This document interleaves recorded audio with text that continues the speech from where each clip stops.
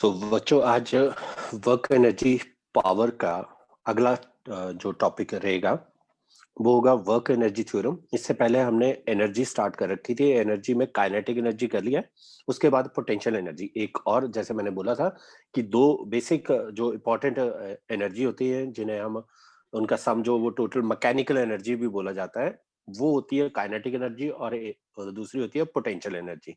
जैसे कि kinetic energy energy possessed by the virtue of its motion in a body. तो जब कोई बॉडी जो वो मोशन में होगी उसकी वजह से जो एनर्जी आएगी वो that is called kinetic energy. अब अक्सर जो है वो हम वर्क डन और काइनेटिक एनर्जी एक दूसरे के साथ जो रिलेट करते रहेंगे। कई बार जो है वो उसी काइनेटिक एनर्जी को खत्म करने के लिए जो है वो जो हम वर्क करते हैं, जैसे वर्क डन जो है वो फोर्स इनटू डिस्प्लेसमेंट होगा, तो फोर्स इनटू डिस्प्लेसमेंट को काइनेटिक एनर्जी के इक्वल कर देंगे। बेसिकली वो एक तरह का जो है वो एक फॉर्म ऑफ एनर्जी जो है वो दूसरी फॉर्म ऑफ एनर्जी में कन्वर्ट हो रही है, तो कंजर्वेशन ऑफ एनर्जी जो है वो हम लगा रहे होते हैं। जो आज एक और चीज जो वो नहीं सीखेंगे दैट इज इक्विलिब्रियम। इक्विलिब्रियम जो है वो भी पोटेंशियल एनर्जी से रिलेट होता है, तो पहले पोटेंशियल एनर्जी पढ़नी पड़ेगी, सीखनी पड़ेगी कि पोटेंशियल एनर्जी जो है वो क्या होती है। उसके बाद जो है वो हम इक्विलिब्रियम पे जो है वो आएंगे। तो हम स्टार्ट कर रहे हैं अभी वर्क एनर्जी थ्योरम से। वर्क एनर्जी थ्योरम बेसिकली जब भी कभी किसी बॉडी के ऊपर जो है वो वर्क डन किया जाता है, चाहे work done on the body हो या बाय द बॉडी हो, जब भी वर्क डन होगा तो वर्क डन जो है वो जितने भी कोई भी टोटल वर्क डन की बात हो रही है। टोटल वर्क डन का मतलब है कि जो जो फोर्सेस जो वो लग रही हैं उन सभी फोर्सेस से जो वो जो भी नेट वर्क डन हो रहा है, और जब भी वो नेट वर्क डन होगा किसी बॉडी पे तो वो क्या करेगा, काइनेटिक एनर्जी में चेंज ले आएगा। तो change in kinetic energy basically equal to the work done के इक्वल होता है, और यही जो वो वर्क एनर्जी थ्योरम की जो वो स्टेटमेंट बन जाती है। तो सबसे पहले and it is very important, तो अच्छे से जो वो कर लेना, वर्क एनर्जी थ्योरम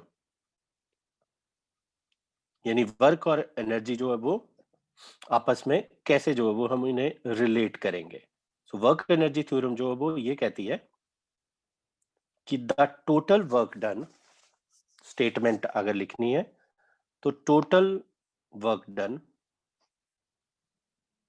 और टोटल वर्क डन में मतलब टोटल वर्क डन जो जितने भी फोर्सेस जो काम कर रही होंगी, total work done by all the forces. अब मैं बात करूंगा कि ऑल द फोर्सेस, अब फोर्सेस जो है वो बड़ी तरह से जो है वो हम किसी भी सिस्टम में जो है वो हम कंसीडर जब कर रहे होते हैं, बड़ी तरह की फोर्सेस जो वो होती हैं, work done by all the forces on a body is equal to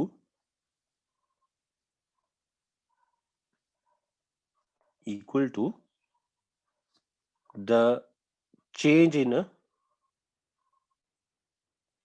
the kinetic energy. अब change in the kinetic energy जो वो कैसे फाइंड आउट करी जा सकती थी, चेंज इन काइनेटिक एनर्जी, अगर हम फाइनल काइनेटिक एनर्जी से जो है वो इनिशियल काइनेटिक एनर्जी जो है वो माइनस कर देंगे, तो चेंज इन काइनेटिक एनर्जी। तो मैं काइनेटिक एनर्जी के लिए के ई लिख रहा हूं, change in kinetic energy. Mathematically जो है वो इसको ऐसे लिख सकते हैं कि work done W bye the all the forces. तो मैं ब्रैकेट में लिख रहा हूं कि ऑल द फोर्सेस, तो जितनी भी फोर्सेस है वो किसके इक्वल होगा, always equal to change in kinetic energy. और चेंज इन काइनेटिक एनर्जी को लिखने का तरीका क्या होता है, डेल्टा लगा दिया तो डेल्टा के ई लिख रहा हूं। तो change in kinetic energy, change in kinetic energy को हम ऐसे कह सकते हैं, kinetic energy final minus kinetic energy जो वो इनिशियल जो। तो हमेशा जो है वो चेंज इन काइनेटिक एनर्जी जो है वो equal to the net work done by the all the forces on the body. अब सभी की सभी फोर्सेस जो है वो कौन कौन सी होती हैं, ये हम पहले भी सुन चुके हैं कि दो तो अभी जो हमने पढ़ी कि एक कंजर्वेटिव फोर्स और एक होती है नॉन कंजर्वेटिव फोर्स। तो conservative force work done by the conservative, ऐसे भी इसे याद रख सकते हैं कि work done by the conservative force, तो उसके लिए मैं सी लिख रहा हूं, plus work done by the non conservative force, तो एन सी लिख रहा हूं, नॉन कंजर्वेटिव फोर्स होगी। फिर और कौन कौन सी सिस्टम में फोर्सेस होती हैं? एक होती है इंटरनल फोर्सेस, तो उसके लिए मैं आई लिख रहा हूं, और एक होती है एक्सटर्नल फोर्सेस। जो इंटरनल फोर्सेस होती हैं वो अक्सर जो पेयर में एग्जिस्ट कर रही होती हैं, प्लस ये जो है वो एक्सटर्नल, तो इसके लिए ई लिख रहा हूं। तो ये जितनी भी फोर्सेस थी उन सब ने जो जो काम करना है, उन दो सभी फोर्सेस के थ्रू जो वर्क हो रहा होगा, वो वर्क जो है वो कैसे यूज हो जाएगा? काइनेटिक एनर्जी चेंज करने के लिए, तो डेल्टा के लिख दे सकते हैं। तो ये मतलब है वर्क एनर्जी थ्योरम का। अब पहले इससे रिलेटेड जो वो के बार आया होता है कि स्टेट वर्क एनर्जी थ्योरम, और उसके बाद जो बोला होगा कि इसका जो वो प्रूफ करो। तो जो प्रूफ था वो जैसे कि हमने काइनेटिक एनर्जी के लिए एक्सप्रेशन निकाला था, वैसे ही कुछ जो वो प्रूफ जो है वो इसके लिए भी यूज कर सकते थे।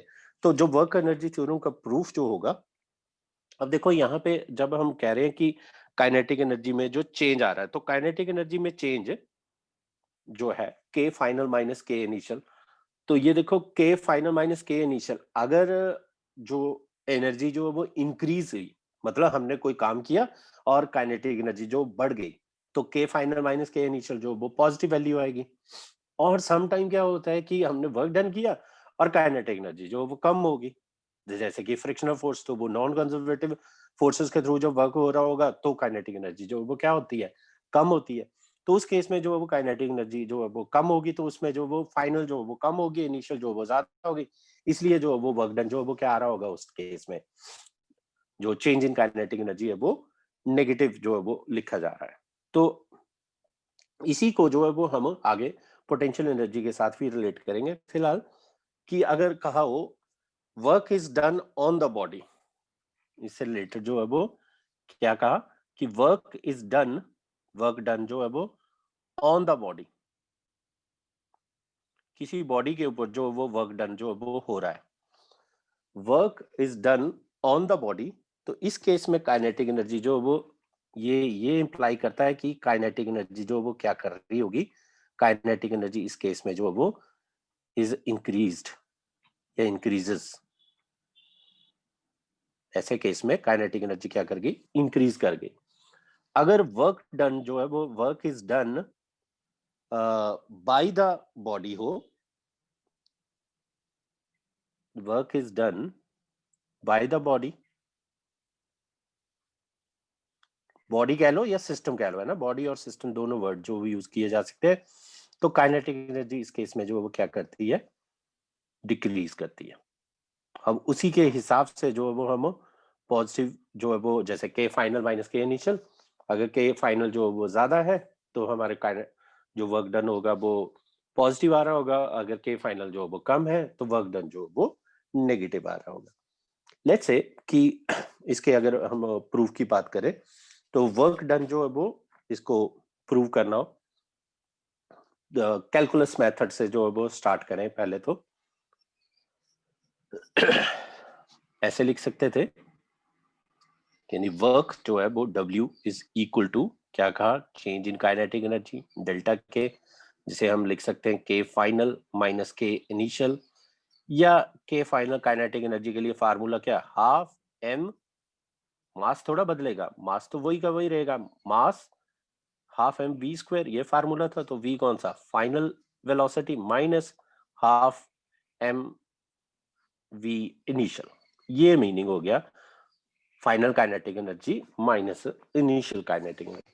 अब ये चीज जो वो हमने प्रूव करनी है, तो इसका प्रूफ देखते हैं बच्चों।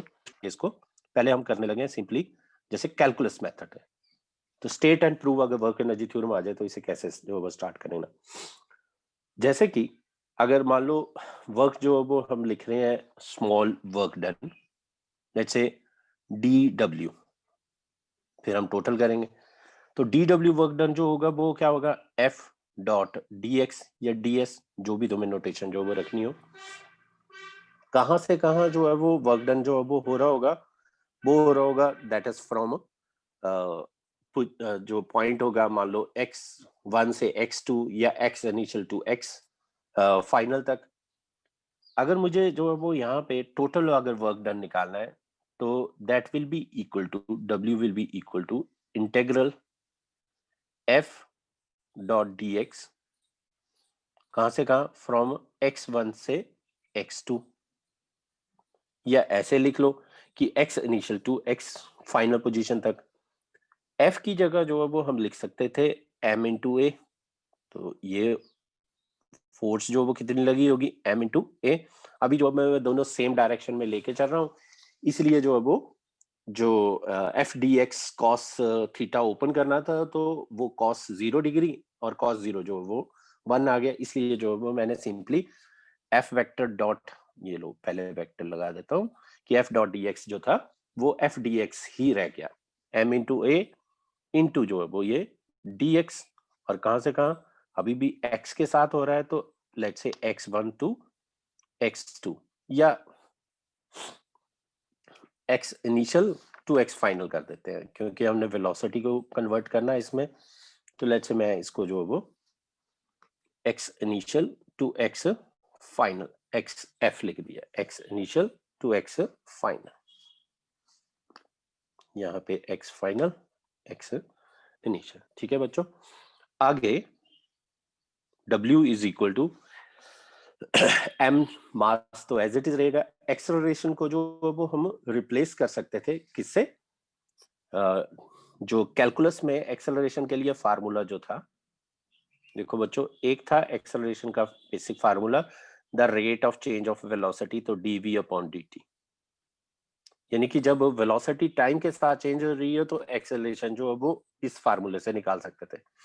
बट सम टाइम क्या होता है कि वेलोसिटी जो है वो पोजीशन के साथ जो है वो बदल रही हो, यानी कि पोजीशन मतलब डिस्टेंस, डिस्प्लेसमेंट, उसकी वजह से जो वो चेंज हो रही हो, तो ऐसे केस में जो वो यही फार्मूला जो बन जाता था वो होता था v into d v upon d x. ये कैलकुलस में पहले ही हम कर चुके हैं, सीख चुके हैं कि एक्सेलरेशन जो, तो मैं यहाँ पे रिप्लेस कर दूंगा ये फिलहाल x initial to x final is m into a को रिप्लेस कर दूंगा v d upon d x, और जो ऊपर dx चल रहा था ma dx लिखा हुआ था वो एज इट है। अब इस dx ने इस dx को मार दिया। नाउ जो इंटीग्रेशन जो हमारी डिपेंडेंस थी वो पहले पोजीशन पे थी, अब जो है वो किस पे डिपेंडेंस आ गई, उसकी वेलोसिटी पे। दैट मींस यही चीज जो है वो अब किस में बदल जाएगी, जो पोजीशन जो बदल रही होगी, कोई भी जो मान लो x initial to x final, तो यहाँ पे जो वो तुम रिप्लेस कर दो इसको वेलोसिटी की टर्म में, तो v initial to v final, और m जो वो बाहर कांस्टेंट हो गया, v dv की इंटीग्रेशन जो वो हम निकाल लेंगे। v dv की इंटीग्रेशन, इसके लिए फार्मूला कौन सा लग जाएगा बच्चों, integration of x raise to power n dx, बहुत ही बढ़िया फार्मूला, और मैक्सिमम जगह जो है वो यही लग रहा होगा, इतना एक फार्मूला तो अच्छे से जो वो याद कर लो। पावर जो है n है, उसमें एक जो है वो प्लस कर दो, डिवाइडेड बाय उसी से जो वो डिवाइड कर दो, तो ये formula x raise to power n plus one upon n plus one, here x की जो x की रिप्लेसमेंट जो है वो दैट इज बाय v होगी, और v की पावर जो है वो यहाँ पे 1, यानी कि n की वैल्यू होगी 1, सो 1 प्लस 1 इट्स 2। तो मैं इसे फर्दर आगे ऐसे लिख सकता था, w is equal to m as it is, और v dv की इंटीग्रेशन आ जाएगी v स्क्वायर अपॉन 2, और जो लिमिट है अपर लिमिट और lower limit, so the lower limit is v initial and the upper limit is v final. और कैसे बताई थी बच्चों ये लिमिट अप्लाई करना, अपर लिमिट माइनस लोअर, जो ऊपर लिखी होती है वो अपर लिमिट है, जो नीचे लिखी हुई है वो लोअर लिमिट है। तो हम इसे डायरेक्ट जो लिखने लगा हूं, हाफ एम वी क्यों रिप्लेस कर दो पहले v फाइनल से, तो ये हो गया v final minus half m v initial, तो ये क्या बन गई, ये हमारे है काइनेटिक एनर्जी फाइनल वाली, और ये है काइनेटिक एनर्जी इनिशियल वाली। तो यही तो प्रूव करना था कि दैट इज इक्वल टू इसे डेल्टा के, कि the work done by all the forces on the body is always equal to change in kinetic energy. तो ये हमारे पास जो इसका प्रूफ जो वो आ गया यूजिंग द कैलकुलस मेथड।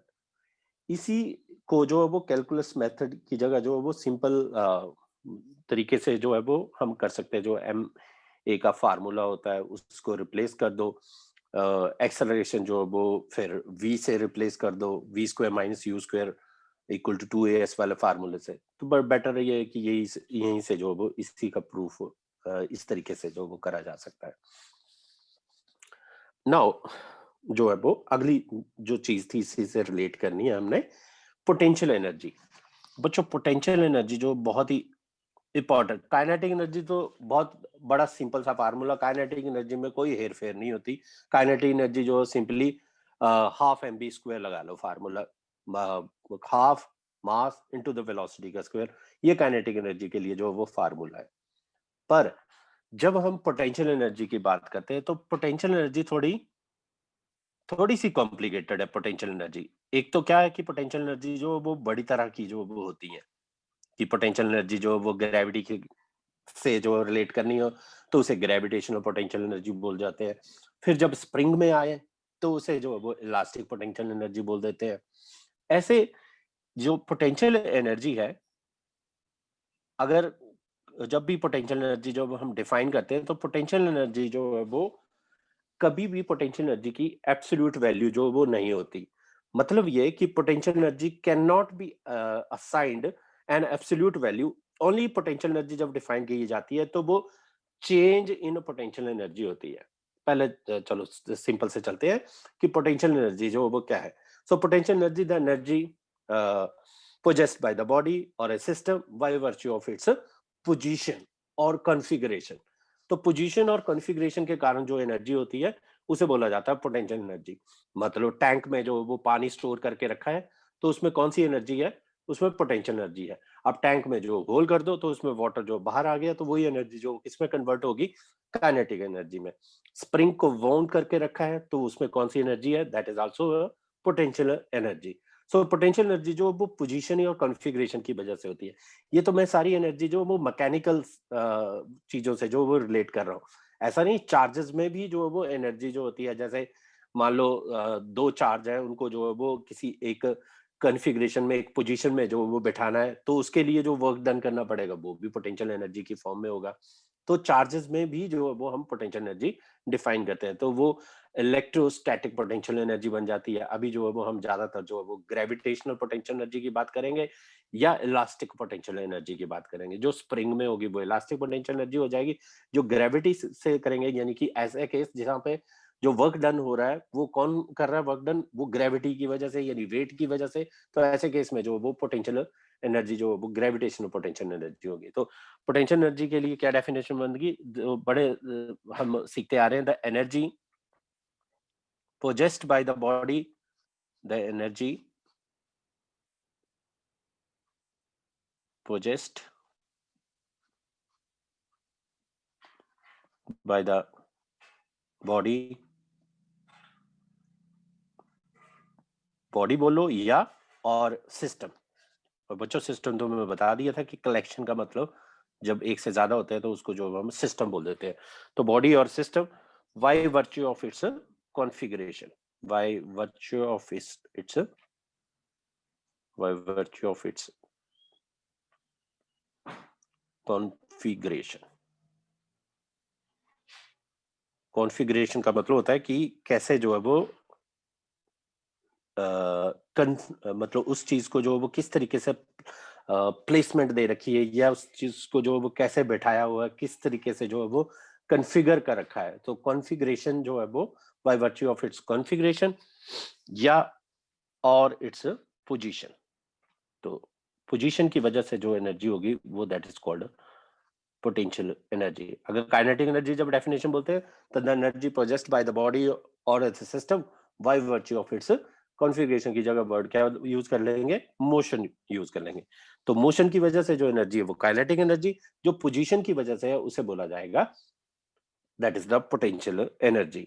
अब जब और कि मतलब ये जो एनर्जी होगी ऑब्वियसली जो है वो किसी ना किसी फील्ड में होगी, ज्यादातर हम जो है वो अभी ग्रेविटी वाली फील्ड ही यूज करेंगे। जैसे मैंने बोला, अगर चार्जेस होंगे तो वो चार्जेस वाली फील्ड जो वो इलेक्ट्रिक फील्ड होती है, ग्रेविटी वाली जो है वो ग्रेविटेशनल फील्ड होती है। इसका आगे फिर जब ग्रेविटेशनल चैप्टर आता है तो उसमें और जो वो फर्दर हम स्टडी करें। दूसरी, अब इससे रिलेटेड, पोटेंशियल एनर्जी से रिलेटेड फार्मूला तो अलग अलग रहेंगे। अब जैसे मैंने पहले बोला कि काइनेटिक एनर्जी जो है वो हाफ एम बी स्क्वायर, एक ही फिक्स फार्मूला है उसके लिए। काइनेटिक एनर्जी है तो half m v square. But potential energy जो है वो इसके लिए फार्मूले बड़े सारे बन जाते हैं। अगर पोटेंशियल एनर्जी जो हम पोजीशन की वजह से कह रहे हैं तो उसके लिए जो फार्मूला एम जी एच बोला जाता है। मतलब जहां पे जो है वो हमें कोई बॉडी है, मान लो जो है वो हम ये on the surface of earth रखी हुई है और उसको उठा के जो वो किसी एक हाइट पे ले गए, तो लेट्स से वो हाइट जो है वो एच दी, तो हम कहेंगे कि उसके लिए कितना वर्क डन करना पड़ेगा। वर्क डन हुआ force into the displacement, and force जो है वो कितनी लगानी पड़ेगी, जितना उस बॉडी का वेट है which is m g into the displacement, तो एच हाइट तक ले गए तो हमने उसको बोल दिया एम जी एच। पर जैसे मैं कह रहा हूँ कि जो पोटेंशियल एनर्जी होती है वो उसकी एब्सोल्यूट वैल्यू जो है वो नहीं होती। मतलब एब्सोल्यूट वैल्यू का मतलब है कि हम पोटेंशियल एनर्जी एक फिक्स नहीं बोल सकते कि इस चीज की जो है वो ये पोटेंशियल एनर्जी जो है वो रहेगी।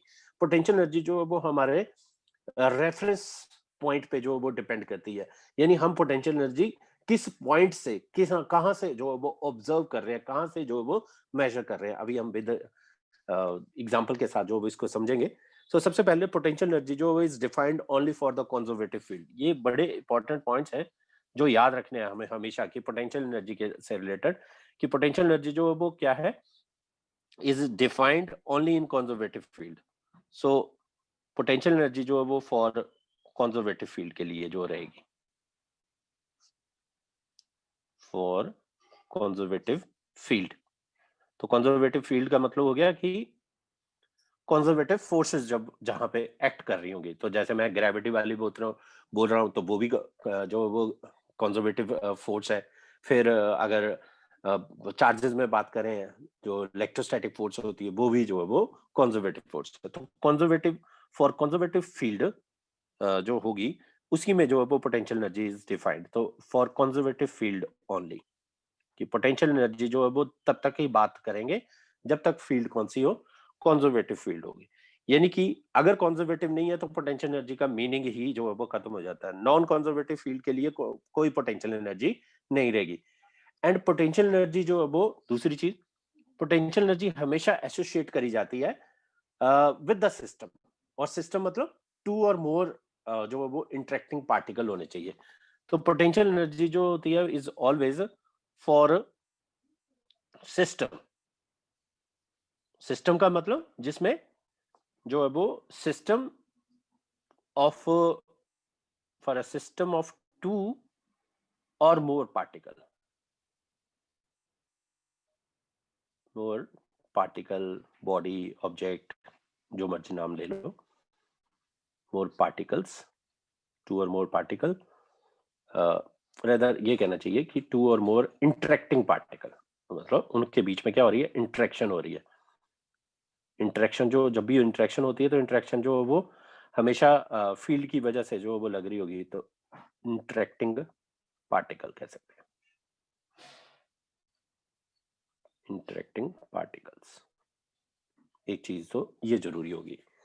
Now there is no meaning of potential energy of an isolated particle.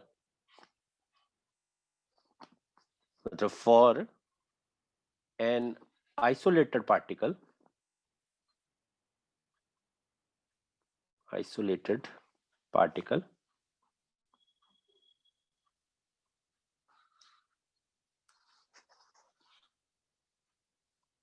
या ऐसे कहा जाए कि for for an isolated particle और फॉर अवे पार्टिकल जो बहुत दूर है।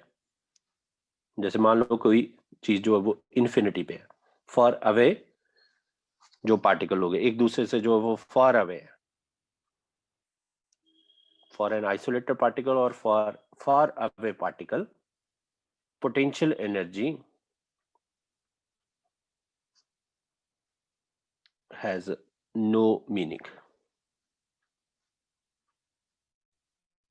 उसके लिए भी जो वो इसे हम डिफाइन नहीं कर सकते। मतलब पोटेंशियल एनर्जी को जो वो हम उससे रिलेट करेंगे नहीं कि ये कोई पोटेंशियल एनर्जी है। फार अवे पार्टिकल का मतलब है कि जब कोई एक दूसरे में दो पार्टिकल थे, दूसरा पार्टिकल जो है वो बहुत दूर है। जब हम इन्फिनिटी की बात करते हैं तो फिजिक्स में जब बड़ी जगह जो हम इन्फिनिटी वर्ड यूज कर रहे होते हैं, जब भी इन्फिनिटी होती है तो इन्फिनिटी हमेशा कंपैरिजन में होता है। ये इसका ये मतलब नहीं होता कि इन्फिनिटी है। जैसे मान लो 1 मिलीमीटर के लिए जो है वो 10 मीटर जो है, 1 मिलीमीटर के 10 मीटर के कंपैरिजन में 1 मिलीमीटर जो है वो बहुत बहुत स्मॉल वैल्यू। तो मैं कहूंगा कि 10 मीटर जो है वो एक इनफाइनाइट जो है वो डिस्टेंस बन गया, ये मीनिंग होता है। नाउ अगर सपोज जब भी इसमें और जो बड़ी अच्छी चीज आएगी वो ये है कि जब हम पोटेंशियल एनर्जी को फोर्स से रिलेट जब करा जाता है तो इसके लिए ये फार्मूला है that which is very very important कि जो फोर्स है, अगर फोर्स कौन सी है, कंजर्वेटिव फोर्स है, तो तभी हम पोटेंशियल एनर्जी डिफाइन करेंगे and it is equal to minus of d u. जैसे पोटेंशियल एनर्जी के लिए मैंने तुम्हें बोला कि U जो वो नोटेशन हो जाएगी, तो d you upon d x कह लो या डी आर कह लो या डी एस कह लो, जो भी, minus d u by d x x. मतलब एक्स इसलिए कि अगर तुम सिर्फ एक ही डायरेक्शन जो वो इन्वॉल्व कर रहे हो, अगर वाई जेड तो डी आर भी लिख सकते हैं, तो ऐसा कुछ नहीं, minus d u by d x या minus d u by d r, जैसे मर्जी जो वो तुम लिख सकते हो। तो यहाँ से क्या लिखा या क्या कैसे रीड करेंगे, हम ये कहेंगे कि जो फोर्स है, जो भी कंजर्वेटिव फोर्स है, वो किसके इक्वल है, negative of the potential energy gradient. मतलब इस चीज को हम जो है वो एनर्जी ग्रेडियंट वर्ड भी पढ़ सकते हैं। जब कोई क्वांटिटी डिस्टेंस के साथ वेरी कर रही हो तो उसे क्या पढ़ते हैं हम, ग्रेडियंट। तो ये एक्चुअल में जो है वो ये D u by d x जो है वो इसको हम रीड कर सकते हैं पोटेंशियल एनर्जी ग्रेडियंट। तो पोटेंशियल एनर्जी, क्योंकि ये डिस्टेंस के साथ वेरी कर रही है तो पोटेंशियल एनर्जी क्या कह रहा हूं मैं, ग्रेडियंट। तो जब भी वर्ड ग्रेडियंट जब यूज कर रहे होंगे तो ग्रेडियंट जो है वो किससे रिलेट करना है कि जब कोई क्वांटिटी डिस्टेंस के साथ जो वेरी कर रही होगी तो उसे हम कह देंगे potential energy gradient.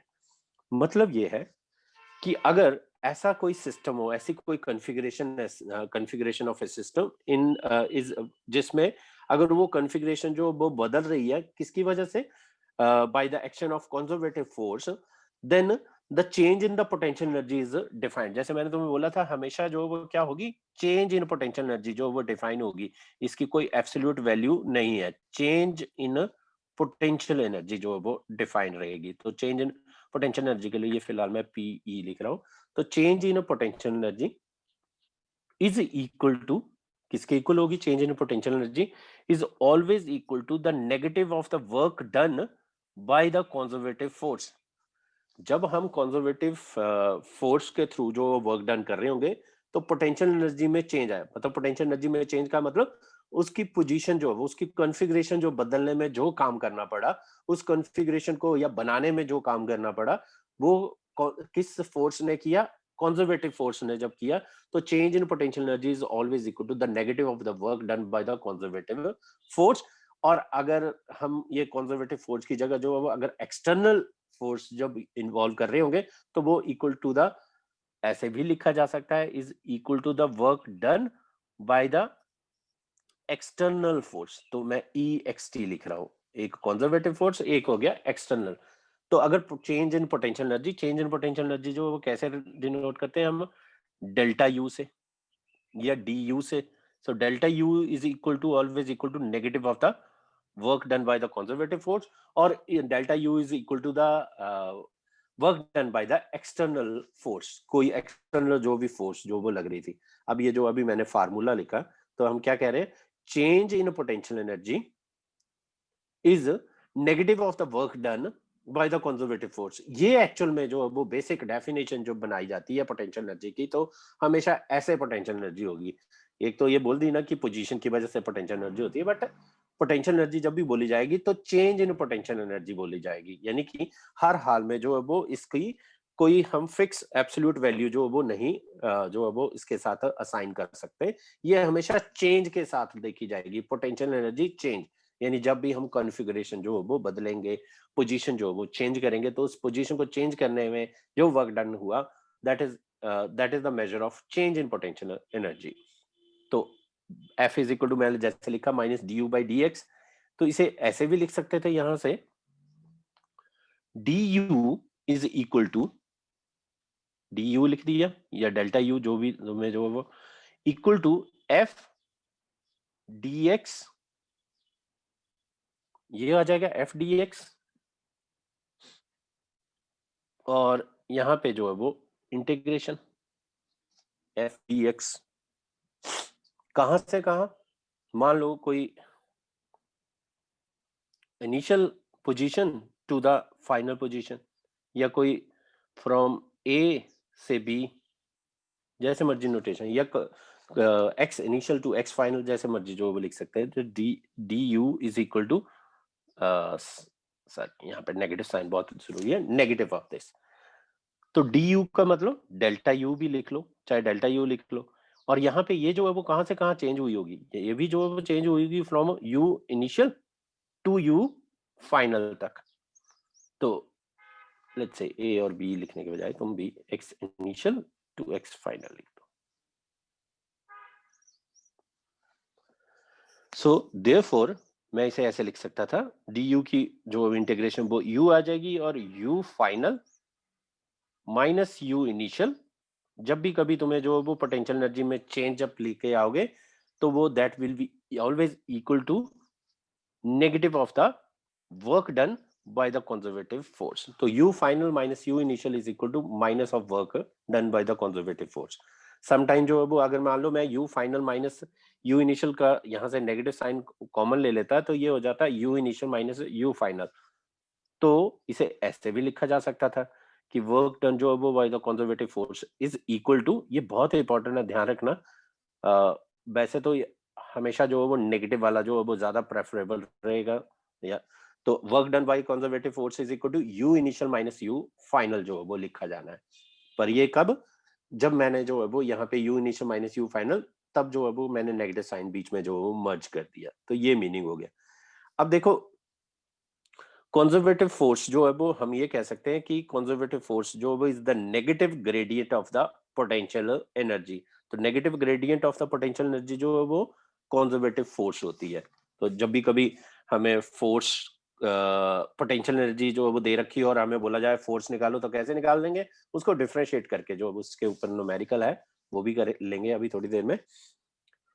Potential energy से जो है वो, जैसे मैंने बोला कि पोटेंशियल एनर्जी की कोई एब्सोल्यूट वैल्यू नहीं होती, ये हमेशा रेफरेंस के हिसाब से होगी। अब मीनिंग क्या है इसका, मतलब रेफरेंस का मीनिंग क्या है, जैसे मान लो अगर यहाँ पे ये जो है वो, इसको रेफरेंस पॉइंट बोल दूं या ग्राउंड बोल देता हूं, ये जो है वो ग्राउंड है, ठीक है, और ये यहाँ ग्राउंड पे जो वो कोई ऑब्जेक्ट जो है वो, या कोई बॉडी है जिसका मास जो वो m है, तो इसका वेट कितना होगा बच्चों, इसका वेट हो गया mg। अब इसको उठा के जो है वो यहाँ ले आए, और ये कितनी हाइट है, ये हाइट जो है वो h है, तो यहाँ पहुंचाने में कितना वर्क डन करना पड़ा इस बॉडी को, तो वर्क डन होगा the by the conservative force जो होगा वो होगा u final minus u initial.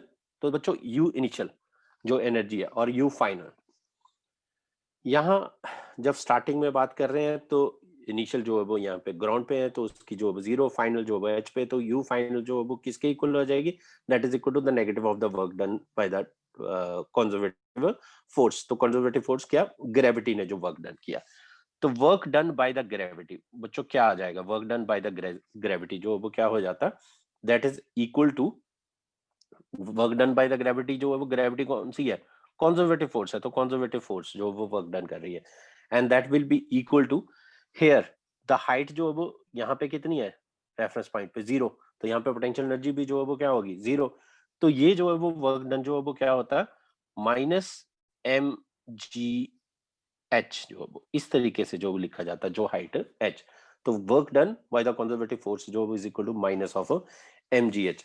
Minus sign का मीनिंग जस्ट सिर्फ इतना है कि ये बता रहा है कि ये जो वर्क डन हो रहा है वो कंजर्वेटिव फोर्स के थ्रू जो वो हो रहा है, अदरवाइज माइनस उसके वैल्यू से रिलेट नहीं करना कि माइनस लग गया तो ये कम होगी। इसको थोड़ा और ऐसे समझते हैं कि मान लो मैं रेफरेंस जो है वो चेंज कर देता हूँ। रेफरेंस चेंज करने का मतलब कि दूसरी सिचुएशन लेते हैं कि जिसमें मान लो बॉडी जो है वो ऑलरेडी ये जो है वो इसको ग्राउंड मान लो।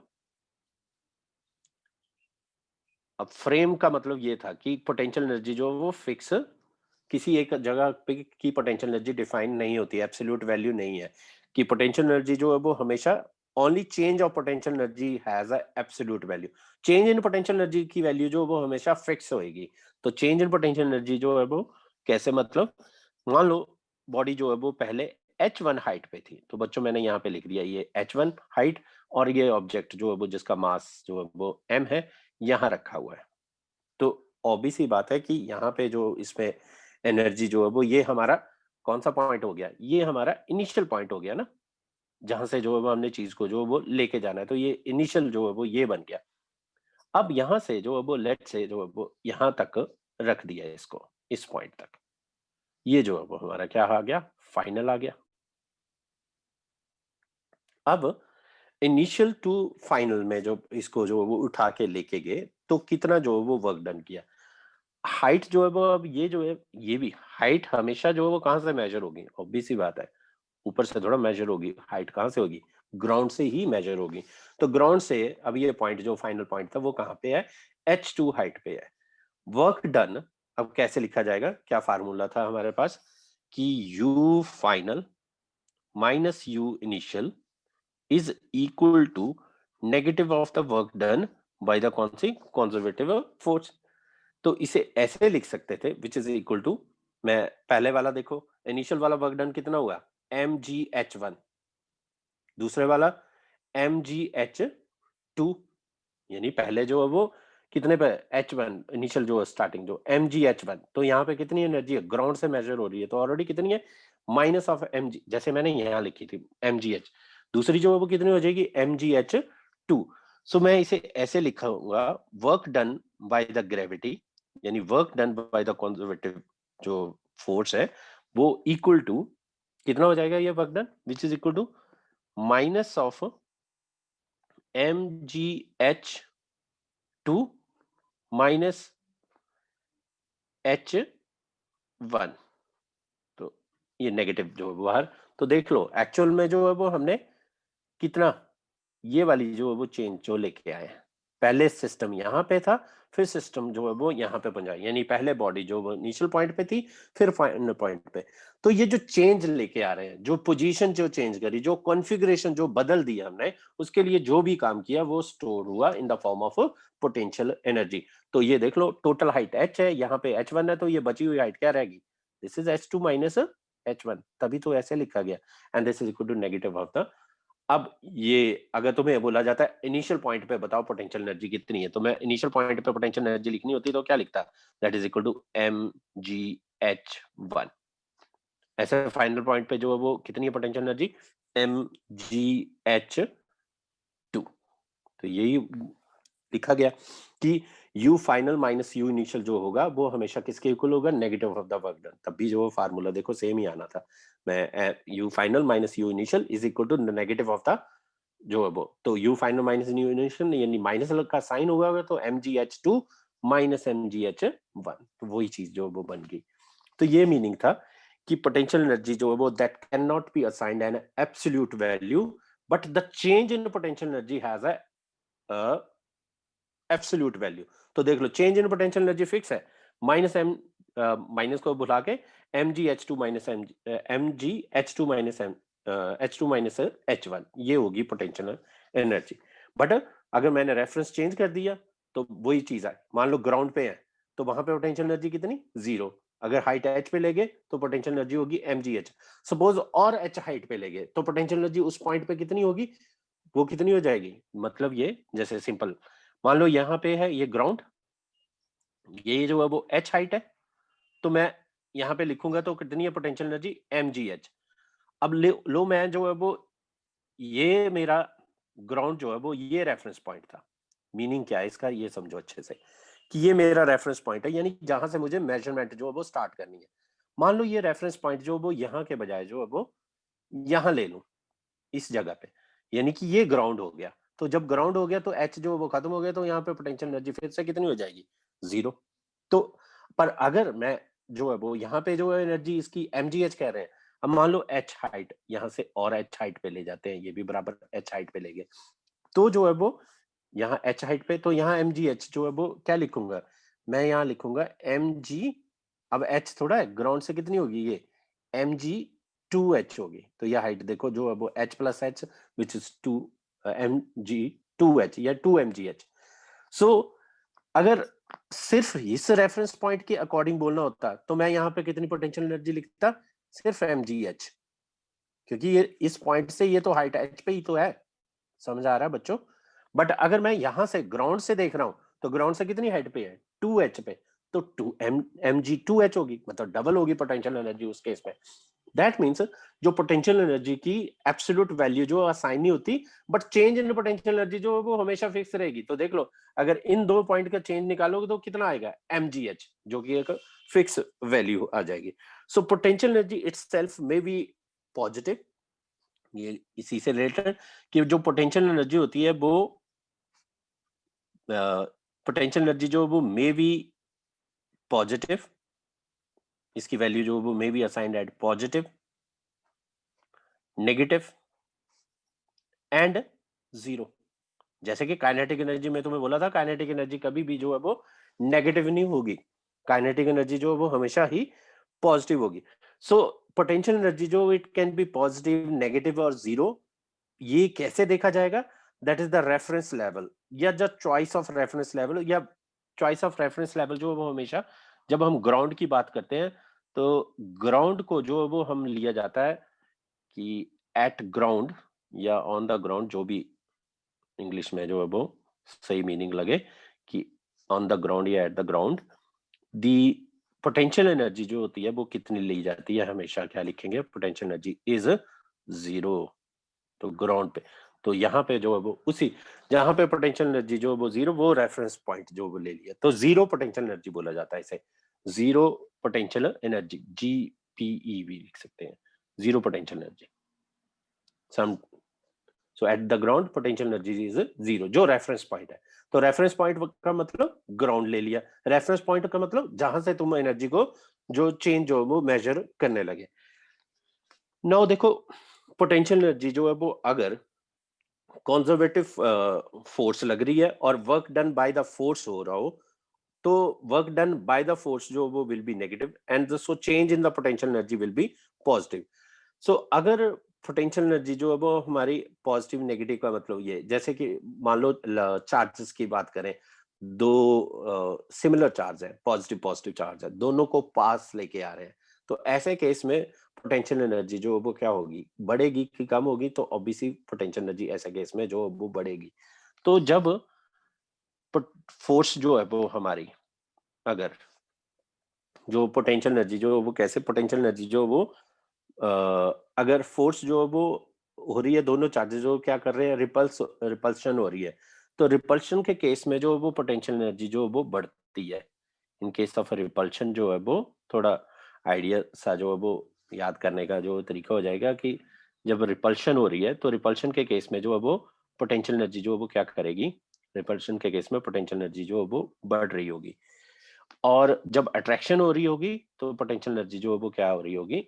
कम हो रही होगी। तो इस केस में, अट्रैक्शन के केस में पोटेंशियल एनर्जी जो है वो क्या हो रही होगी? कम हो रही होगी। तो ये चीज जो है वो चार्जेस के लिए जो वो बोली जा सकती है। नो, अगर पोटेंशियल एनर्जी मतलब कम और ज्यादा जो है वो, जैसे मैंने पहले बोल दिया कि वो डिपेंड कर रहा है कितना जो वो वर्क डन कर रहा है। अब मान लो दो पॉजिटिव पॉजिटिव चार्ज है, उनको पास लेके आना है, तो क्या करेंगे? वो एक दूसरे को रिपेल करेंगे, तो हमें वर्क डन जो है वो ऑन द जो है वो चार्जेस जो है वो करना पड़ रहा होगा। तो उस केस में जो है वो हमारी वर्क डन जो है वो हमारी पोटेंशियल एनर्जी जो है वो इंक्रीज करेगी। बट एक पॉजिटिव चार्ज है और एक नेगेटिव चार्ज, तो ये यहाँ पे जो हम केस ले सकते हैं कि दोनों positive positive and positive, positive और पॉजिटिव चीजें हैं, और इस केस में जो है वो एक पॉजिटिव एंड दूसरा जो है वो क्या है? नेगेटिव। तो ऐसे केस में पोटेंशियल एनर्जी जो है वो क्या कर रही होगी? हमारी अट्रैक्शन के केस में जो है वो पॉजिटिव नेगेटिव अट्रैक्ट करते हैं, तो जो है वो कम हो रही होगी, और रिपल्शन के केस में पोटेंशियल एनर्जी जो है वो बढ़ रही होगी। इसको ग्राफ से भी जो है वो रिलेट किया जा सकता है। जैसे ये ग्राफ होता है फोर्स, मतलब एनर्जी के लिए जो है वो, तो फोर्स और इधर जो है वो एक्स मतलब डिस्टेंस के साथ।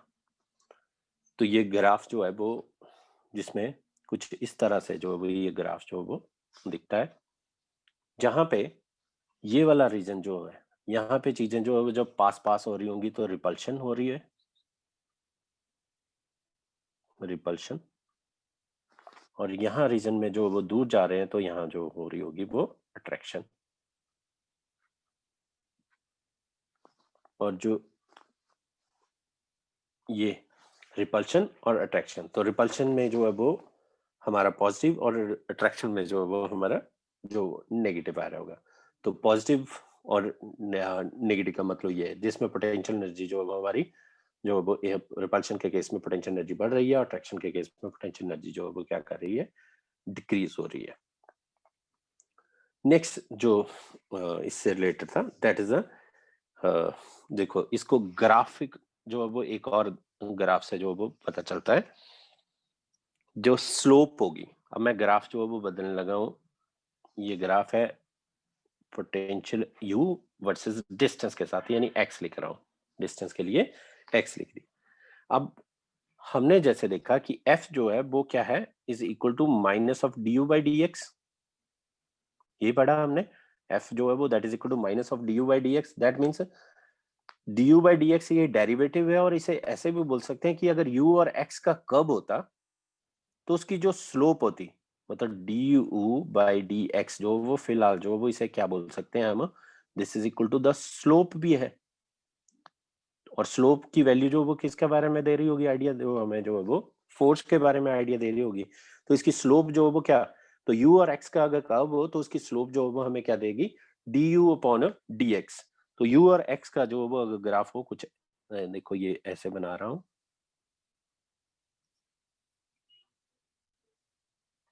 ये यहाँ पे स्लोप जो है पैरेलल है ना, ये यहाँ पॉइंट पे टेंजेंट ड्रॉ करेंगे, यहाँ पैरेलल है, यहाँ पे पैरेलल है।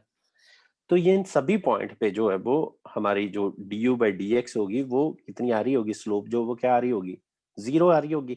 दैट मीन्स यहाँ पे फोर्स जो वो क्या लग रही होगी, जीरो लग रही होगी। तो यही पॉइंट जो वो अब इक्विलिब्रियम से रिलेट किए जा सकते हैं। तो यहाँ पे जो है वो हमारा D u by d x की वैल्यू जो वो क्या आ रही होगी इन सभी पॉइंट पे, D u by d x की वैल्यू जो वो चाहे मान लो मैं इसको ए कह देता हूँ, इस पॉइंट को बी कह देता हूँ, इस पॉइंट को जो वो सी कह देता हूँ। तो एट ए या एट बी पे,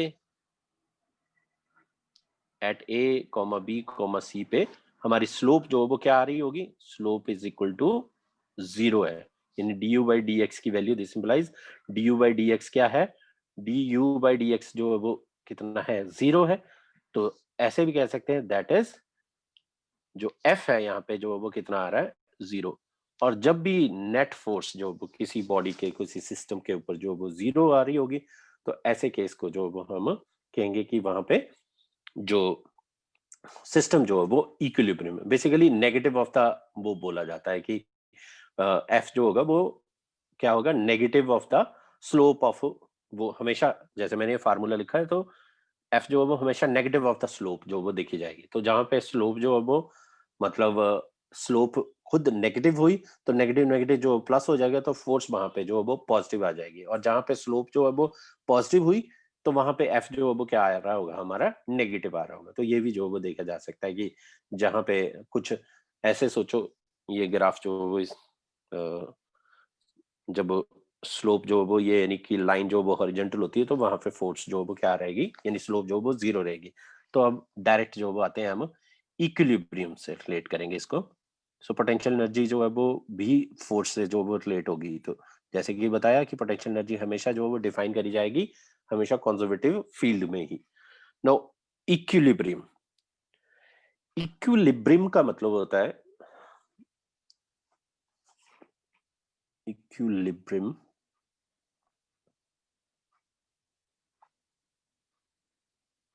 जब भी हम इक्विलिब्रियम वर्ड पढ़ते हैं तो इक्विलिब्रियम जो होगा, नेट फोर्स जो वो जीरो, नेट फोर्स जो वो जैसे कि फोर्स जो है वो जो भी जिस भी जिस जो जो टाइप ऑफ फोर्स जो वो लग रही होंगी, जैसे कि जब हम एक सिस्टम की बात कर रहे हो तो एक होती है लीनियर मोशन, एक होता है रोटेशनल, मतलब एक होता है ट्रांसलेटरी, मतलब जो स्ट्रेट लाइन पे चल रहा है, और जो स्ट्रेट लाइन पे नहीं चल रहा है, रोटेशन हो रहा है, सर्कुलर पाथ पे हो रहा है, तो ऐसे लगभग रोटेशनल मोशन।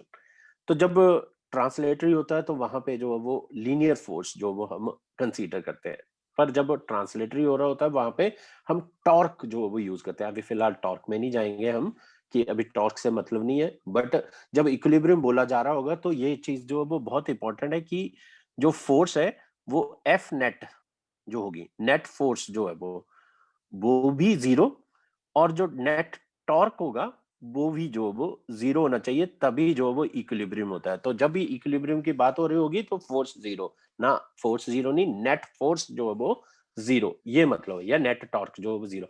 फिलहाल अभी मैं टॉर्क के को कंसीडर नहीं करेंगे क्योंकि अभी हम लीनियर मोशन में डील कर रहे हैं। सो equilibrium, if the net force acting on the particle is zero, ये बहुत ही इंपॉर्टेंट है, आगे बहुत जगह जो वो यूज हो रहा होगा, तो इक्विलिब्रियम जो है वो अच्छे से समझ लेना कि इक्विलिब्रियम का मतलब क्या होता है। इक्विलिब्रियम का मतलब है कि the net force if the net force on the particle या ऑन द सिस्टम, जो net force on the on a on a particle और a body or a system is zero, that is f जो है वो किसके equal था, अगर magnitude wise लिखना हो तो मैं लिखूंगा d u by d x, तो वो भी क्या होगा, which is equal to zero. यानी जब जब फोर्स जो है वो या d u by d x जो वो जीरो होगा तो हम कहेंगे सिस्टम जो वो इक्विलिब्रियम में है। अब क्या है कि ये जो इक्विलिब्रियम है वो सिचुएशन के हिसाब से जो वो रहेगा, कि किसी जगह पे जो है वो, या ये कहा जाए कि इक्विलिब्रियम की जो है वो यहीं से जो टाइप्स मिलने शुरू हो जाएंगी, कि इक्विलिब्रियम की टाइप्स जो है, तो इक्विलिब्रियम जो तीन तरह का जो है वो लिया जाता है, या कहेंगे कि types of equilibrium, types of equilibrium, types of equilibrium.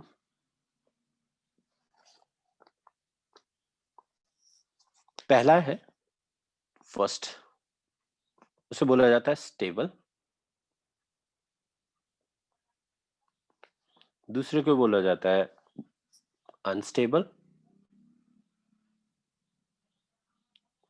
और ये इक्विलिब्रियम जो वो हमेशा कहीं पे भी जो फिजिक्स में पीछा नहीं छोड़ता, तो हर जगह वो चलता रहेगा। और ये तीसरा होता है दैट इज अ न्यूट्रल। तो ये अगर अच्छे से कंसेप्ट जो वो बिठा लेंगे दिमाग में कि मीनिंग क्या है स्टेबल का, अनस्टेबल का और न्यूट्रल का। फिलहाल जब अभी मैं डिटेल में आता हूँ, पहले जो है वो थोड़ा सा जो है वो याद रखना, जब हम स्टेबल की बात कर रहे हैं, चाहे हम अनस्टेबल की बात कर रहे हो, चाहे हम न्यूट्रल इक्विलिब्रियम की बात कर रहे हैं, तीनों केस में जो है वो फोर्स जो है वो हर हाल में नेट फोर्स जो वो क्या होनी चाहिए, जीरो ही होनी चाहिए। यानी स्टेबल इक्विलिब्रियम जो है वो उसे बोला गया जिसमें एफ जो है वो क्या है, जीरो है। यानी d u by d x जो है वो क्या है, जीरो है। D u by d x जो है वो जीरो, मैग्नीट्यूड वाई लिख रहे हैं इसलिए वो माइनस प्लस का जो है वो झंझट में नहीं पड़ेंगे, तो d u by d x जो है वो भी जीरो है। और जो भी ये स्टेबल इक्विलिब्रियम, तो अगर अनस्टेबल है तब भी जो हम कहेंगे कि जो एफ है वो अगेन क्या रहेगा, जीरो। या ये कहा जाए D u by d x जो है वो भी क्या रहेगा, वो भी जीरो होगा। अगर नेगेटिव लगा के लिखना है तो भी लिख सकते हैं, कोई गलत नहीं होगा, बट एक्चुअल में तो हमेशा फोर्स जो वो negative of the potential gradient होती है। तो F zero D u by d x. Unstable, तो उसमें भी जो है, क्योंकि देखो इक्विलिब्रियम तो है ही है ना, इक्विलिब्रियम का मतलब है कि नेट फोर्स जो वो क्या होनी चाहिए, जीरो होनी चाहिए। तो सभी केस में एफ जो है वो हमारा क्या होगा, zero. D u by d x जो है वो क्या रहेगा, जीरो। अब आगे कैसे डिस्टिंग्विश करें कि ये स्टेबल है या अनस्टेबल है या न्यूट्रल है, एक और चीज जो वो इसमें अभी फिलहाल याद रख लेना, बहुत आगे जाके कहीं ना कहीं जरूरत पड़ेगी। जब स्टेबल इक्विलिब्रियम हो रहा होता है तो थीटा जो होता है, एंगल जो होगा वो 0 डिग्री लेना है तुमने। ये काम की बात है, याद रख लेना। दूसरे केस में थीटा जो है वो कितना होता है, 180 डिग्री, जब हम अनस्टेबल की बात कर रहे हैं। तो दो जगह पे जो है वो हमें स्टेबल और अनस्टेबल की जरूरत पड़ रही होगी, तो थीटा जो है वो क्या ले लेंगे, 180 डिग्री। जब 180 डिग्री होगा जो थीटा, तो उसे बोला जाएगा अनस्टेबल इक्विलिब्रियम, और जब थीटा 0 होगा तो वो होगा स्टेबल इक्विलिब्रियम। अब जो वो फिर से कि अगर सभी जगह जो है वो इक्विलिब्रियम वर्ड जो बोल दिया, तो इक्विलिब्रियम का मतलब नेट फोर्स जो है वो उसके ऊपर कितनी लग रही होगी, 0 लग रही होगी। बट अब कैसे जो है वो स्टेबल किसे बोला जाएगा, अनस्टेबल किसे बोला जाएगा, तो उसके लिए जो जरूरी, इसके लिए जो 1 बाय 1 फिर से स्टेबल के लिए, स्टेबल इक्विलिब्रियम जब होगा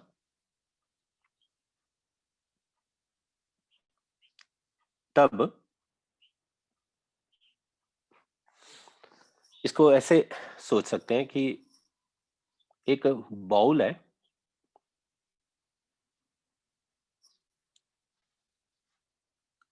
ठीक है, ये बॉल है, और यहाँ बॉल पे जो है वो यहाँ सेंटर पे जो है एक मार्बल जो है वो रख दिया। ये क्या है, एक मार्बल। सर न्यूट्रल के लिए कोई थीटा की कंडीशन नहीं है? नहीं, वहां पे जो वो न्यूट्रल में जो है वो उसकी बॉडी में जो है वो, अभी जब न्यूट्रल क्लियर हो जाएगा तो ज्यादा बेटर से समझ आ जाएगा। अभी फिलहाल जब स्टेबल और अनस्टेबल में वहां एंगल की जरूरत पड़ रही होती है। ये इसे जब हम SHM सिंपल हार्मोनिक मोशन जो है वो पढ़ेंगे तो उसमें और बढ़िया से आएगा। अभी फिलहाल इतना रखो कि स्टेबल और अनस्टेबल में जो जरूरत है हमें थीटा की, सो पता चल जाएगा अभी थोड़ी देर में। थीटा जो है वो हमारा, सॉरी, ये मार्बल रख दिया, बॉल को इमेजिन कर दिया, डोंगा वगैरह सोच लो कि उसके जो है वो सेंटर पे जो ये बॉल को या मार्बल को जो है वो रख दिया। अब क्या किया, इस मार्बल को जो है वो या इस बॉल को जो है वो हम हल्का सा जो है वो डिस्प्लेस करते हैं, ये या पार्टिकल मान लो, इस पार्टिकल को हल्का सा तुम धक्का दो तो क्या होगा, ये थोड़ा सा ऐसे ऊपर की तरफ जो वो जाएगा, ठीक। फिर इसकी टेंडेंसी होगी कि ऊपर जाएगा, तो ऐसा तो नहीं है कि बाहर निकल जाएगा, हम हल्का सा डिस्प्लेस कर रहे हैं, तो यहां से ये फिर जो है वो वापस इधर आएगा। अब होगा क्या, क्या ये यहाँ सेंटर पॉइंट पे, जिसे बोला जाता है जो है वो इक्विलिब्रियम पॉइंट भी बोला जाता है, कि यहाँ पे ये जो है वो इसे ओ या ओरिजिन जो मान के चले, इस पॉइंट पे आके क्या वो रुक जाएगा, नहीं रुक पाएगा। क्यों नहीं रुक पाएगा, क्योंकि इसमें इनर्शिया ऑफ मोशन होगा, तो उसकी वजह से ये अब इस साइड पे भी चला जाएगा। अब यहां से फिर दोबारा वापस जो वो फिर दोबारा यहाँ पे आएगा, फिर यहाँ पे नहीं रुकेगा। और अगर कोई डिसिपेटिव फोर्सेस जो वो नहीं लग रही हैं, तो वो यहाँ पे क्या करने शुरू कर देगा, ऑसिलेट करने जो वो शुरू कर देगा। तो एक और चीज जो वो स्टेबल इक्विलिब्रियम में पता चली कि स्टेबल इक्विलिब्रियम में जो वो SHM, अभी फिलहाल इतना याद रख लेना, सिंपल हार्मोनिक मोशन जो वो एग्जीक्यूट होता है, तो वो स्टेबल इक्विलिब्रियम में ही हो सकता है, SHM। So what do you mean by stable equilibrium? कि when a particle is displaced slightly from its equilibrium position, जैसे बॉल है, बॉल के अंदर रखा हुआ है और इसको हल्का जो स्लाइटली जो डिस्प्लेस किया, तो the force acting on it जो है वो उसे क्या करेगी, वो दोबारा उसे bring back to the original position लेके आएगी। यानी जहां जहां वो उसकी टेंडेंसी होगी दोबारा वापस आने की, मतलब टेंडेंसी टू कम बैक, याद रख सकते हैं कि टेंडेंसी टू कम बैक, कहां पे कम बैक, अपनी असली जगह पे, अपनी ओरिजिनल पोजीशन पे, तब जो हम कहेंगे कि वो क्या है, स्टेबल इक्विलिब्रियम है। तो स्टेबल इक्विलिब्रियम में अब कुछ कंडीशंस हैं जो याद रखनी है, जो पहले अभी मैंने थोड़ी देर पहले लिखी कि F is equal to minus of du by dx is equal to 0, ये तो रहनी रहनी है। दूसरी कि यहाँ पे जो है वो पोटेंशियल एनर्जी जो है वो मिनिमम होगी। अब देखो बच्चों, ये भी जो है बड़ा आसान है याद रखना कि पोटेंशियल एनर्जी जो है वो हम क्या कह रहे हैं, पोटेंशियल एनर्जी जो है वो ऐसी सिचुएशन जिसमें पोटेंशियल एनर्जी जो मिनिमम हो, तब भी जो है वो हम कहेंगे कि ये स्टेबल इक्विलिब्रियम है। अब देख सकते हो इस चीज को, जो वो अगर मान लो ये बॉल जो है वो कहाँ रखा होगा, कहीं ना कहीं ग्राउंड पे रखा होगा ना, तो ग्राउंड को रेफरेंस पॉइंट रख लो, या मान लो टेबल पे रखा है तो टेबल को रेफरेंस पॉइंट मान लो जहां पे 0 पोटेंशियल एनर्जी है। तो पोटेंशियल एनर्जी इस केस में जो है वो क्या होगी हमारी, मिनिमम पोटेंशियल एनर्जी है, यानी पोटेंशियल एनर्जी जो है वो मिनिमम है, तो जो है वो स्टेबल इक्विलिब्रियम में है। और क्या कंडीशन है साथ में, अगर स्लोप जो है वो जीरो आएगी किसकी, यू और एक्स कर्व की, तब भी जो है वो स्टेबल इक्विलिब्रियम रहेगा। तो हम पॉइंट्स देख के बता सकते हैं कि कहाँ कहाँ स्टेबल इक्विलिब्रियम मिल रहा है, जहां पे स्लोप जो है वो क्या है, क्योंकि ये क्या है बेसिकली, ऐसे बोल सकते हैं कि स्लोप जो होगी किसकी, slope of you versus x, यानी पोटेंशियल एनर्जी वर्सेस डिस्टेंस की जो स्लोप होगी वो कितनी हो, जीरो हो। तो इस केस में जो वो, यानी लाइन जो वो कैसी होगी, हॉरिजॉन्टल होगी, तभी हो रही है ना स्लोप जो वो जीरो। साथ में जो इसका double derivative D u by d x square, अगर ये करा जाए, D u by d x इसके बोलते हैं डबल डेरिवेटिव। अगर डबल डेरिवेटिव जो है वो ग्रेटर देन जीरो मीन्स क्या है, दिस इंप्लाइज पॉजिटिव वैल्यू जो है वो, अगर वैल्यू पॉजिटिव आ रही है तो ऐसे केस में जो वो हम कहेंगे कि ये बॉडी जो है वो स्टेबल इक्विलिब्रियम में। और D F by d x एक और तरीका है चेक करने का, अगर हम फोर्स का जो वो डेरिवेटिव लेंगे with respect to the x position के साथ, और वो लेस देन जीरो आए, यानी लेस देन जीरो, इसका मतलब इस केस में जो वो ये क्या आ रहा होगा, नेगेटिव। ध्यान देना, ऊपर जो है वो मैंने पोटेंशियल एनर्जी को जब दूसरी बार डेरिवेटिव लूंगा, अगर उसका दूसरी बार डेरिवेटिव जो है वो लेने के बाद जो उसकी वैल्यू जो है वो पॉजिटिव आए, ग्रेटर देन जीरो है, दैट मीन्स वो चीज जो वो स्टेबल इक्विलिब्रियम। जब हम न्यूमेरिकल लेंगे नेक्स्ट लेक्चर में ही शायद हो पाएंगे क्योंकि ये काफी है, तो उस न्यूमेरिकल के साथ जो वो और अच्छे से जो पता चल रहा होगा कि क्या मीनिंग है, ये डबल डेरिवेटिव कैसे ले रहे हैं। पहले एक बार डिफरेंशिएट किया, फिर दूसरी बार जब दोबारा से डिफरेंशिएट करा जाएगा और उसकी वैल्यू जो वो अगर पॉजिटिव आ रही है, यानी कि ग्रेटर देन जीरो आ रही है, तो हम कहेंगे कि सिस्टम जो वो स्टेबल इक्विलिब्रियम है। सो जब भी tendency of the system to come back to original position, तो बोला जाएगा स्टेबल इक्विलिब्रियम। और स्टेबल इक्विलिब्रियम में कंडीशन क्या होगी कि पोटेंशियल एनर्जी जो वो मिनिमम होगी। अब दूसरे पे बात करें, that is unstable equilibrium. Unstable equilibrium में यहां पे अनस्टेबल इक्विलिब्रियम,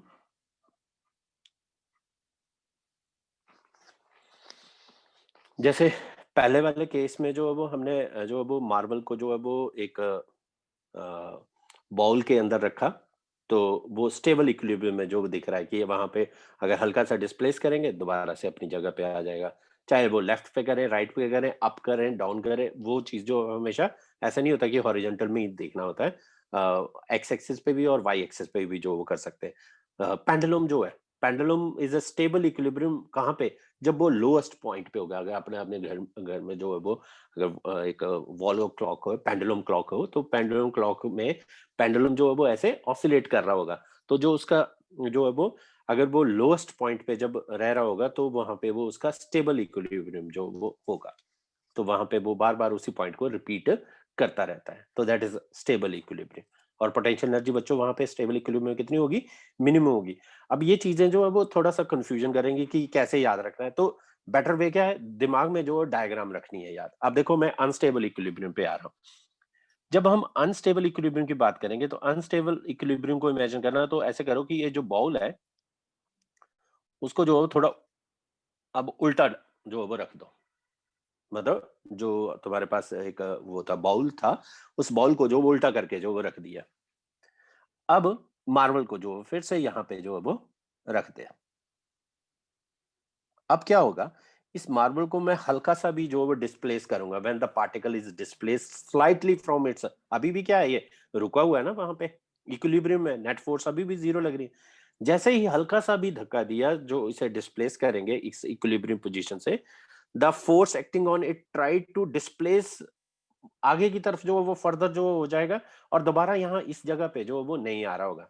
और देखो यहाँ पे फिर वही कि ये जो है वो अगर रेफरेंस लाइन मान लूं, तो ये कुछ ना कुछ हाइट पे है ना, दिख रहा होगा। तो यहाँ पोटेंशियल एनर्जी मैं मिनिमम बोलूंगा कि मैक्सिमम बोलूंगा, तो यहाँ पे पोटेंशियल एनर्जी जो है बच्चों क्या हो जाएगी, मैक्सिमम हो जाएगी, क्योंकि कुछ ना कुछ हाइट है, तो दैट इज mgs। तो इस केस में पोटेंशियल एनर्जी जो है वो मैक्सिमम होगी। और पार्टिकल जो होगा वो further away from the equilibrium position से जो है वो थोड़ा और आगे जाएगा। तो जब टेंडेंसी होगी उसकी to move further, simple language में लिखते हैं कि टेंडेंसी टू मूव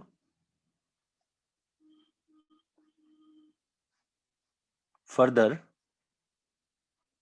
कहां से, फ्रॉम द इक्विलिब्रियम पोजीशन, जो उसकी इक्विलिब्रियम पोजीशन थी उससे जो है वो उसकी टेंडेंसी क्या होगी, further from the equilibrium position. तो ऐसी सिचुएशन में जो वो हम कहेंगे वो अनस्टेबल इक्विलिब्रियम में है, मतलब वो फर्दर मूव फर्दर, थोड़ा मीनिंग बना लेते हैं, मूव फर्दर अवे फ्रॉम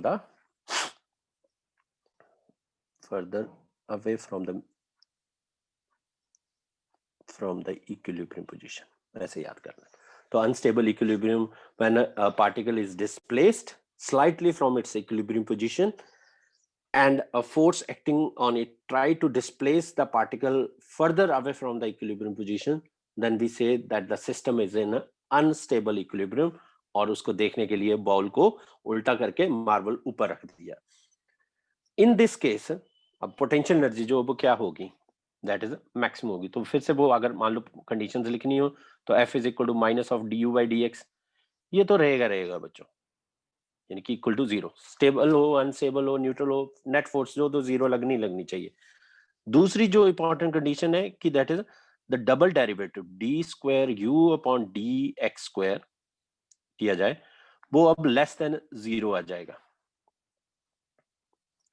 यानी कि लेस देन जीरो मीन्स अगर वैल्यू फाइंड आउट करते हैं तो उसमें नेगेटिव वैल्यू होती है। दूसरा D F upon d x, अगर f वर्सेस x का ग्राफ होता और तुम्हें पहचानना होता है कि बताओ ये स्टेबल इक्विलिब्रियम में है या नहीं, तो f और x का ग्राफ जो वो भी f और x की जो ग्राफ जो है वो उसकी स्लोप दे रहा होगा df अपॉन dx, और df अपॉन dx की वैल्यू जो वो क्या आ जाएगी, ग्रेटर देन जीरो मीन्स जहां पे स्लोप जो वो पॉजिटिव होगी अगर f और x के केस में, तो बच्चों हम कहेंगे कि वो सिस्टम जो वो अनस्टेबल इक्विलिब्रियम में था।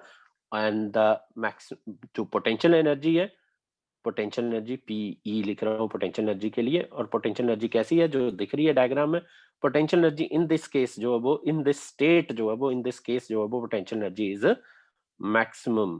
तो जहां पोटेंशियल एनर्जी मैक्सिमम हो जिस सिचुएशन में, वो होता है अनस्टेबल इक्विलिब्रियम, जो कि यहाँ से दिख रहा होगा।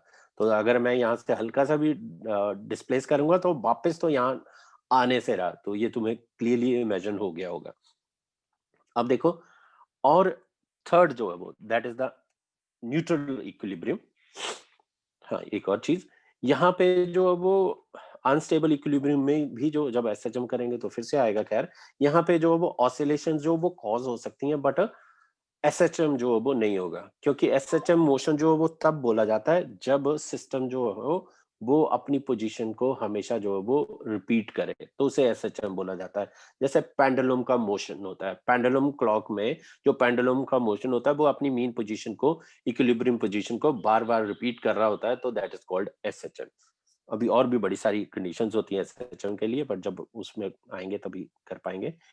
Now the third, that is the last one, neutral equilibrium. आगे से अब अच्छे से दिमाग में रखना कि जब हम इक्विलिब्रियम बोल रहे होंगे तो क्या क्या इक्विलिब्रियम का मतलब रहेगा। तो स्टेबल इक्विलिब्रियम में पोटेंशियल एनर्जी जो वो मिनिमम होती है, और अनस्टेबल इक्विलिब्रियम में पोटेंशियल एनर्जी जो वो मैक्सिमम होती है। मार्बल को बॉल के ऊपर जो वो इमेजिन कर लो तो अनस्टेबल, और बॉल के अंदर रखा हुआ है तो वो स्टेबल इक्विलिब्रियम कंडीशन में रहेगा। और now the next that is neutral equilibrium. जब न्यूट्रल की बात करें जाए, मतलब पार्टिकल को जो है वो हम स्लाइटली जो अपनी जगह से जो है वो इक्विलिब्रियम पोजीशन से जो है वो डिस्प्लेस करने की जो वो कोशिश करी जाए, but it does not experience any force. देखो पहले वाले केस में जब बॉल के अंदर था स्टेबल वाले में, हल्का सा जो वो फोर्स जब लगाई तो उसकी टेंडेंसी थी थोड़ी और आगे जाने की, पर क्या हुआ कि उसकी टेंडेंसी जो है वो उसे दोबारा फोर्स जो वो उसको दोबारा अपनी वापस जगह पे, सॉरी, जब हमने फोर्स लगाई तो उसकी तो वो आगे की तरफ हुआ, तो एकदम से एक फोर्स लगने पड़ेगी जो उसे मीन पोजीशन पे लाने में हेल्प कर रही होगी, तो वो चीज होगी स्टेबल इक्विलिब्रियम में। पर जब अनस्टेबल इक्विलिब्रियम में था, वहां पे जब जैसे ही उसको हल्का सा डिस्प्लेस किया, तो एक फोर्स जो उसे और आगे तक जो वो लेके जाने में हेल्प करने लग पड़ी, और उसे अब दोबारा वापस उस जगह पे नहीं ला पा रही होगी वो, तो वो बन गया अनस्टेबल इक्विलिब्रियम। बट आप देखो न्यूट्रल इक्विलिब्रियम में क्या होगा कि उसके ऊपर कोई भी फोर्स जो वो नहीं लग रही होगी। जैसे कि तुम इमेजिन कर लो कि जैसे एक टेबल है, ये एक, मान लो ये टेबल,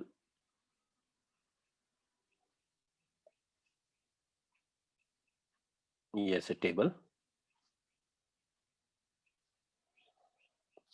और इस टेबल के ऊपर जो है वो अब ये मार्बल या बॉल जो है वो रख दी, तो इसके ऊपर कोई भी फोर्स की जो है वो any force, it does not experience any force acting on it and continue to be in the equilibrium in the displaced position। मतलब यहां से हल्का सा तो यहां पे हो गया, तब भी जो है वो वहीं रुक जाएगा, आगे थोड़ा जाएगा। यहाँ पे आ गया, यहाँ से हल्का सा तो यहाँ रुक गया। यही टेबल के ऊपर जब प्लेन जो हॉरिजॉन्टल जो सरफेस रह रहा होगा, तो ऐसे केस में जो वो इसकी टेंडेंसी नहीं होगी अपनी जगह से हिलने की। मतलब to tendency not to change its position, वैसे लिख सकते हैं हम।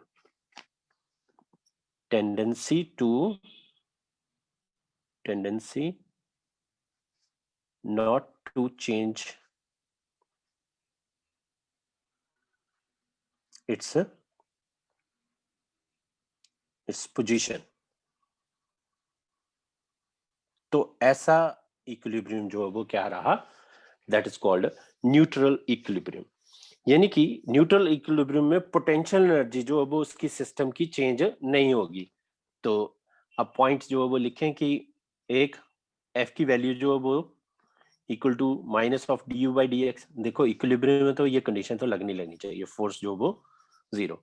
दूसरा, इसमें जो वो D you square by d x, इसकी वैल्यू जो वो क्या आ जाएगी अब, क्योंकि अगर वो कांस्टेंट है, पोटेंशियल एनर्जी वहां पे क्या होगी, कांस्टेंट होगी, तो उसका चेंज जो वो कैसे मिलेगा, नहीं मिलेगा। तो चेंज जो वो क्या होगा, उसका जीरो होगा। और D F by d x, यानी जब उसके ऊपर फोर्स जो वो चेंज ही नहीं हो रही है, तो पोजीशन के साथ तो उसकी वैल्यू भी क्या मिलेगी, D F upon d x. का मतलब ये है कि हम चेंज देख रहे हैं कि हाउ फोर्स जो वो changing with respect to the x. So in this case the marble placed on the horizontal table, ये मार्बल जो है वो कैसे रखा हुआ है, हॉरिजॉन्टल टेबल पे पड़ा हुआ है। तो ऐसे केस में जो है वो इसकी ना तो पोटेंशियल एनर्जी बदली, तो हम ये कह सकते हैं ऐसे केस में इसकी पोटेंशियल एनर्जी जो है वो does not change. Potential energy potential energy does not change। तभी तो इसका डेरिवेटिव जो वो जीरो आ रहा होगा, does not change, does not change। That is, हम ये कह सकते हैं कि पोटेंशियल एनर्जी जो वो क्या हुई, that is potential energy is constant. तो जिस सिचुएशन में पोटेंशियल एनर्जी जो वो बदले ना, कांस्टेंट रहे, तो ऐसे केस को बोला जाता है न्यूट्रल इक्विलिब्रियम। तो यहाँ पे जो है वो, जैसे मैं बात कर रहा था कि वो थीटा वाली जो इन्वॉल्वमेंट थी, तो वो नहीं होगी वहां पे। जो है वो जब स्टेबल होगा तो थीटा जो है वो जीरो रहेगा, एक ही इसमें लाइन में रहेंगे। अनस्टेबल में तो वो 180 लिया जाता है, जब भी इससे रिलेटेड कुछ रहेंगे, क्वेश्चन रहेंगे, पर वो भी एसएचएम में आएंगे, अभी फिलहाल तो इसमें नहीं होगा ऐसा कुछ भी। So this is the neutral equilibrium. अब जैसे कि मैं बात कर रहा था कि यहाँ पे पोटेंशियल एनर्जी को अगर कैलकुलेट करना है, या पोटेंशियल एनर्जी से देखना है कि ये जो है वो सिस्टम जो है वो कब इक्विलिब्रियम में होगा, तो पोटेंशियल एनर्जी ही बता देगी कि सिस्टम इक्विलिब्रियम में है, मतलब कौन से इक्विलिब्रियम में है, स्टेबल में है, अनस्टेबल में है, या न्यूट्रल इक्विलिब्रियम में है। जब हमारी पोटेंशियल एनर्जी का जो डबल डेरिवेटिव अगर जीरो आया, तो दैट मींस न्यूट्रल इक्विलिब्रियम। यानी पोटेंशियल एनर्जी पता ही चल रहा होगा, पोटेंशियल एनर्जी अगर वेरी नहीं कर रही है, कांस्टेंट है, तो दैट मींस न्यूट्रल इक्विलिब्रियम। अगर पोटेंशियल एनर्जी जो है वो हमारी मैक्सिमम है, तो उस केस में जो है वो वैल्यू जो पोटेंशियल एनर्जी अगर मैक्सिमम है तो उस केस में जो अनस्टेबल इक्विलिब्रियम, और जो पोटेंशियल एनर्जी मिनिमम है तो उसे बोला जाएगा स्टेबल इक्विलिब्रियम। तो बेटर है पोटेंशियल एनर्जी का कंसेप्ट को दिमाग में रखने के लिए ये जो डायग्राम फिगर जो बनाई है मैंने, बाउल के अंदर मार्बल पड़ा हुआ है, तो वो अगर उसको हल्का सा डिस्प्लेस किया तो एक फोर्स जो वो उसे दोबारा अपनी जगह पे लाने में हेल्प कर रही होगी, तो वो हो गया स्टेबल। पर अगर वो बॉल को उल्टा करके ऊपर रख दो मार्बल को, तो उस केस में अगर हल्का सा डिस्प्लेस करेंगे तो वो फोर्स जो इसके ऊपर एकदम से जो हमने हल्का सा डिस्प्लेस किया उसके बाद जो वो और अपने आप ही उसके ऊपर जो फोर्स एक्सर्ट हो रही होगी वो उसे और फर्दर आगे लेके जा रही होगी, यानी अपनी इक्विलिब्रियम पोजीशन पे वापस नहीं ला पाएगी। तो ऐसी टेंडेंसी जो हो जाएगी तब बोला जाएगा अनस्टेबल इक्विलिब्रियम, और जिसमें जो है वो बदलेगा ही नहीं, अपनी पोजीशन चेंज ही नहीं हो रही होगी, ऐसे सोच के चलो, तो वो हो गया न्यूट्रल इक्विलिब्रियम। यानी कि बहुत बड़ा पहाड़ है या बहुत बड़ा कोई पत्थर है, उसको जो वो हम जितना मर्जी धक्का दे दें वो अपनी जगह से नहीं हिल रहा है, तो वो that is called neutral equilibrium. ठीक है बच्चों, तो क्लियर है ये पॉइंट। तो हम इजिली जो है वो बता सकते हैं कि कहाँ पे जो है वो हमारा इक्विलिब्रियम जो है वो कौन कौन सा इक्विलिब्रियम आ रहा होगा। जैसे कि जब भी तुम्हें जो है वो ये फाइनली एक बार फिर से ग्राफ में देख लो कि ये मान लो x है, इधर जो है वो u है, और अगर ग्राफ जो है वो कुछ इस तरीके से जो है वो बना रखा हो ऐसे यहाँ पे, तो मान लो ये पॉइंट हो गया, ये यहाँ पे A, अब बहुत अच्छे से जो है वो पता चल रहा होगा, ये पॉइंट हो गया B, और ये पॉइंट हो गया कहीं पे C। तो अब हमें पूछा जाए कौन सा स्टेबल है, कौन सा अनस्टेबल है, और कौन सा जो है वो न्यूट्रल इक्विलिब्रियम, तो यू कैन इजीली टेल कि कौन सा होगा। और इस u और x का अगर ग्राफ जो है वो मतलब u वर्सेस x जो है वो हमें क्या दे रहा होगा, फोर्स के बारे में आइडिया दे रहा होगा। तो रिमेंबर कि फोर्स जो होगी वो किसके इक्वल होगी, negative of the slope, negative of the slope कि किसकी स्लोप, जिसमें u वर्सेस x का कर्व जो होगा, u वर्सेस x का जब कर्व होगा तो उसकी स्लोप जो वो हमें f का आइडिया दे रही होगी। So that's all for today. Next lecture में इसके फर्दर न्यूमेरिकल और आगे जो पोटेंशियल एनर्जी से रिलेटेड जो बढ़ेंगे।